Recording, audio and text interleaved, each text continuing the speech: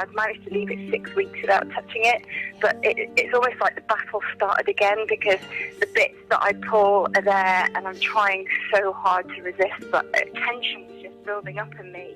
And I just, I can have a day where my hand doesn't seem to leave my scalp, and by the end of it, my fingers are sore on the joints where I've been pulling all day. I worry on the inside. I don't let things out to people.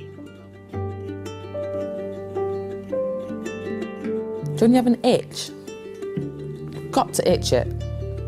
But what happens if you're pinning your hands down? That itch gets worse and worse, and then you get more itches. That's what it's like. You feel like you're a freak when you're doing this. I mean, I felt for ages I was the only person that ever did this. It's almost like gardening your hair. You know, you're looking for things that are sticking up and trying to make it all regular and neat. It is embarrassing. I suppose I feel sort of stupid and weak. I get worried. Probably makes it worse, because then I start a whole circle of pulling my hair out again. So I need to stop before I can't hide it anymore. I've got Trichotillomania, otherwise known as TTM or Tricho. That means I pull my own hair out.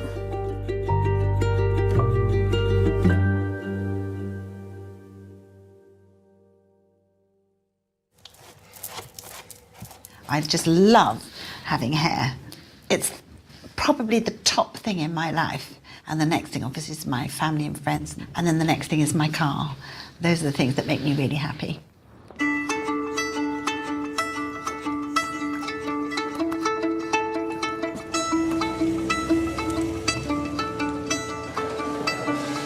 For a woman, her hair is her crowning glory.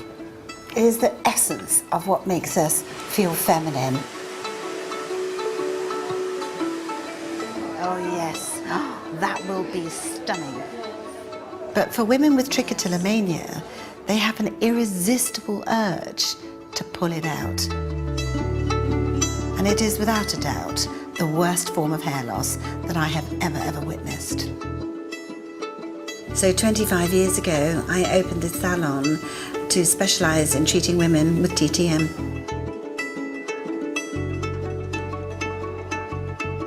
There's masses of shame attached and masses of isolation.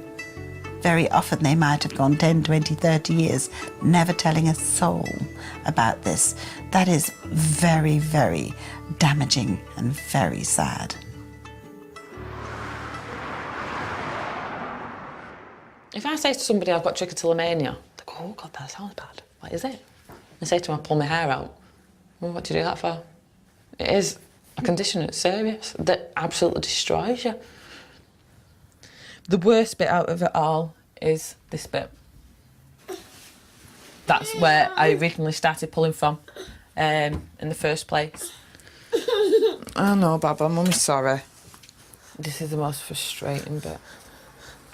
I end up doing it 6, 7 times, and it just... I'm still trying to do it an hour later, 2 hours later. I'm still trying to get my hair in place. This is the bits that make me feel bad. He's pulling at me, he obviously wants cuddles and attention. And I'm trying to get my hair done so we can actually go out and do something. OK, Mummy's coming now. I'm coming now, Baba.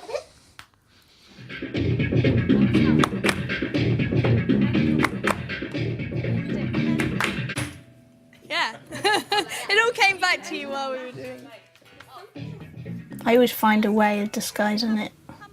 Very clever like that. And even in the house, when I'm on my own, I won't wear it loose, because it's as if eyes are watching me, even though they're not.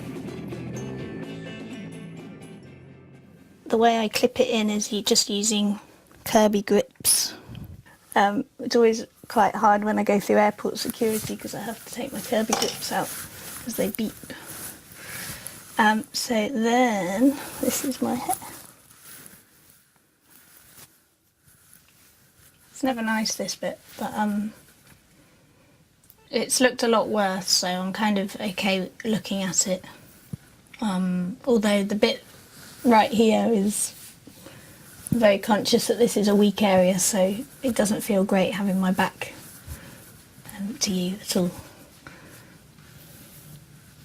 I wouldn't let many people see me like this.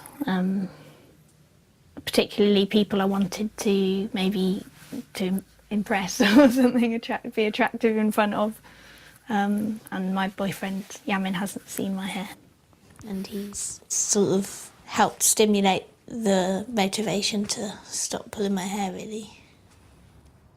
Last summer he said, wouldn't it be great if next year you could dive into the waves with all your own hair, and that's what made me go and see my doctor when I got back. There aren't pills, there are no potions, there are no lotions, there are no injections. There isn't any really known cure. In the same way that there isn't a known cure for alcoholism, but there would be millions of alcoholics who are still alcoholics, but they simply don't drink.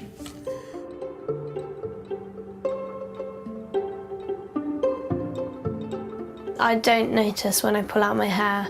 It's normally watching TV or reading a book or doing schoolwork. Just any time when my hands aren't doing something, I'll put them on my head.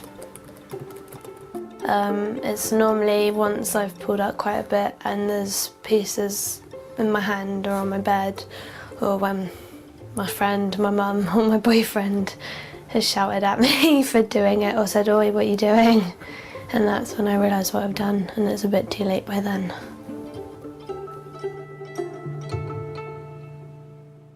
The first time, I think she was about 10, she was sitting in the back of the car, and you just turn around to say something to her, and she was twisting hair on the top of her head and pulling it out.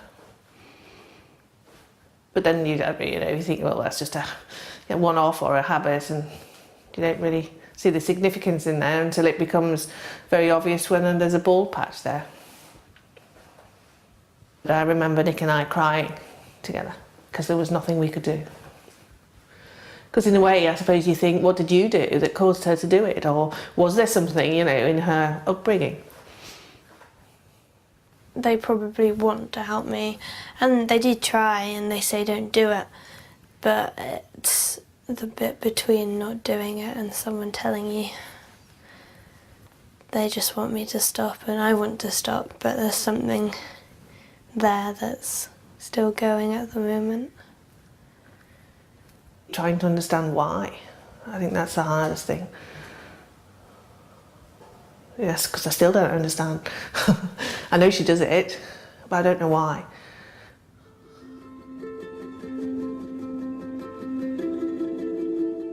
I don't have a reason for doing it. I'd quite like to know why I started it.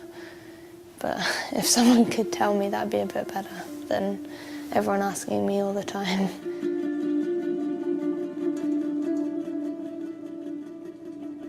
The exact cause for tricho is unknown. Many have no idea where it came from. Others can pinpoint a traumatic event which they believe triggered it. I feel I know the root cause to it. I'd had an incident on a bus going to school where I was basically attacked by a man. He put his hands up my top, putting his hands down my skirt and doing things, and I remember I wanted to scream and run off and get the attention of the people across the road. There was nothing I could do. I was just stood there, stuck. This man was, I'd say, about 6'3". I couldn't do anything. I was an 11-year-old girl, what can I do? I was trying to wash it off, trying to wash the thoughts and the feelings off, trying to get it off me. And I thought, for whatever reason, shaving every bit of hair or pulling every bit of hair on my body off would do that. And it didn't work.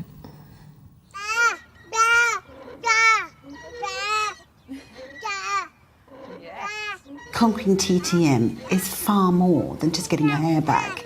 It's often a giant step towards putting your past behind you and regaining control of your life. Hello, Marina. Can you bring Harriet down to me? I'd like to start my one-to-one. Okay, thanks. Harriet is one of the youngest girls that I've worked with. I met her about a year ago, and her tricot is pretty severe. Am I right to say that that was your early site? Yeah, it would be. I'd have definitely started there and then I moved Forward. Move forward and down. Right.